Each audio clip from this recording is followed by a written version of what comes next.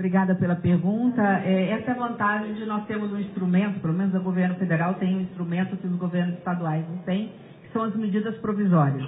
Medida provisória ela pode ser ditada diante de uma urgência, de uma calamidade pública, desde que haja um interesse público e seja realmente relevante. Então, que é o caso dos incêndios no Pantanal. Então, diante disso, a medida provisória, as 3 medidas provisórias já foram editadas, elas têm efeito imediato. A medida provisória é 1.200 e eu não sei qual é a ordem delas, mas a 1.239, qual que é a do crédito extraordinário? Ela foi a terceira, na realidade.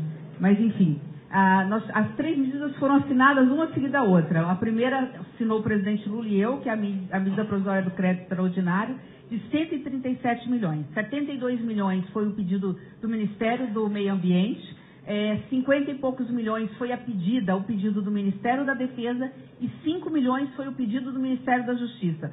Todos foram 100% atendidos, porque a gente analisa item por item para ver se há realmente urgência e se houve realmente, se não há recurso no Ministério para poder cobrir essas despesas.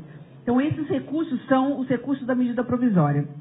Paralelo a isso, uma medida provisória anterior foi editada, também assinada por nós, que estabelece a possibilidade de contratar brigadistas num critério mais rápido e menos burocrático. E o terceiro foi mencionado aqui, portanto já está valendo. E o terceiro foi mencionado aqui, a possibilidade, se houver necessidade, de nós podermos permitir aeronaves e apoio estrangeiro para, somente Paraguai, Bolívia, Chile, os países que são da América do Sul, que tendem, nesses momentos, tendem, né, por solidariedade, se unem ao Brasil e a recíproca é verdadeira. Portanto, o orçamento está na conta e resposta final é muito clara. O presidente Lula disse o seguinte: contrate o número de brigadistas que for suficiente. Gaste o que tiver que gastar para preservar o meio ambiente, o Pantanal, que não é um patrimônio só de Mato Grosso do Sul, é um patrimônio do Brasil. Mas eu gostaria de reforçar, e passo a palavra à Marina, apenas essa visão, somente para quem está nos acompanhando, às vezes de fora, que não é de Mato Grosso do Sul.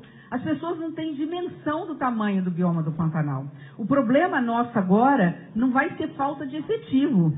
É uma questão de nós conscientizarmos a todos que nós não podemos, nem com o manejo controlado do fogo, atirar fogo no Pantanal. Nem o manejo controlado do fogo está permitido, está proibido até o final do ano. Só para ter uma ideia da dimensão do que pegou fogo este ano aqui no Pantanal, os 770 mil hectares corresponde a todo o cerrado do estado do Amapá, do Valdez. Qual é o tamanho do cerrado do Amapá? 900 mil hectares. Nós estamos falando de 800 mil hectares que pegaram fogo. Isso é um pedaço do Pantanal. Então não é uma questão de contratar mais 1.000 brigadistas, mais 5.000 brigadistas. O que a gente não pode, a legislação não permite, é que a gente coloque as Forças Armadas, a Polícia Federal e mesmo os brigadistas dentro das propriedades, que são privadas. E o direito de propriedade, pela própria Constituição, tem que ser preservado. A gente não pode entrar a porteira para dentro, a não ser quando acontece o fogo. Então é importante a gente mencionar isso para as pessoas terem uma noção do que a gente está falando, porque a principal crítica que nós recebemos, eu gostaria de reforçar aqui, por que está chegando agora? Está chegando no momento que tinha que se chegar. O problema é que, lamentavelmente, esse ano, os incêndios no Pantanal começaram muito mais cedo do que era a média, do que era previsto.